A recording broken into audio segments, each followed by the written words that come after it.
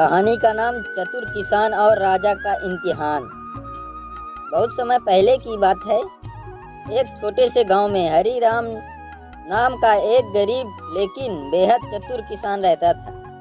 उसके पास जमीन तो बहुत कम थी, लेकिन अक्ल किसी राजा से कम नहीं थी। गांव वाले उसे अक्सर कहते थे, गांव वाले, अरे हरीराम, तेरी जमीन से तो घास भी सोचकर निकलती होगी। हरीराम बस मुस्कुरा देता है। एक दिन जब हरीराम खेत में हल चरा रहा था, तभी वहां से राजा वीरभान की सवारी गुजरी। राजा अपनी प्रजा की हालत जानने निकला था। राजा वीरभान, किसान, तुम्हारा नाम क्या है? हरीराम, मालिक हरीराम, लेकिन लोग मुझे चतुर किसान कहते हैं। राजा, अच्छा, तो चलो देखते हैं तुम्हारी चतुराई कितनी काम की है। अगले दिन श्री राम को राजमहल बुलाया गया। राजा ने उसे 3 मुश्किल सवाल दिए। अगर जवाब दिया तो इनाम मिलेगा, नहीं दिया तो खेत भी छिन जाएगा।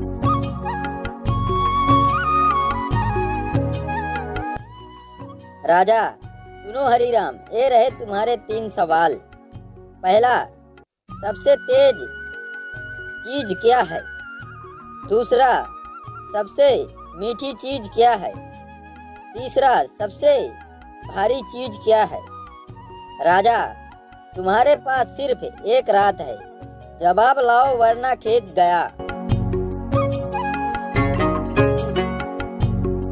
हरीराम गहरी सोच में डूब गया, लेकिन उसकी बीवी लक्ष्मी, जो उससे भी ज्यादा समझदार थी, पास बैठी सब सुन रही थी। लक्ष्मी, हरीराम सुनो, जवाब ए हो सकते हैं। नंबर 1, विचार सबसे तेज होता है। नंबर 2, माँ की ममता सबसे मीठी होती है। नंबर 3, और जिम्मेदारी सबसे भारी। हरीराम की आंखों में चमक आ गई। हरीराम, लक्ष्मी, तू तो असली चतुर निकली। अगली सुबह हरीराम राज दरबार पहुंचा। राजा अपने मंत्री और सैनिकों के साथ बैठा था। राजा, तो हरीराम बोलो, तुम्हारा जवाब क्या है? हरीराम, महाराज, पहला सबसे तेज सोच, दूसरा सबसे मीठा माँ का प्यार, और तीसरा सबसे भारी एक परिवार की जिम्मेदारी। पूरा दरबार सन्न रह गया। राजा खुद भी कुछ क्षण चुप रह गया। राजा, वाह हरीराम, जवाब सिर्फ सही ही नहीं, गहरे भी हैं। तुम सच में चतुर हो। राजा ने हरीराम को इनाम में 5 बीघा जमीन और राज चतुर का किताब दिया। राजा, हरीराम अब सिर्फ किसान नहीं, हमारे राज्य का चतुर राजदूत होगा।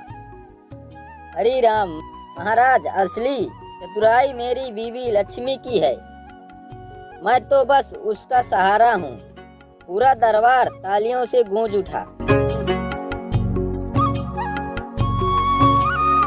असली चतुराई डिग्री में नहीं, सोचने की शैली में होती है, और एक बुद्धिमान जीवन साथी किसी वरदान से कम नहीं होता।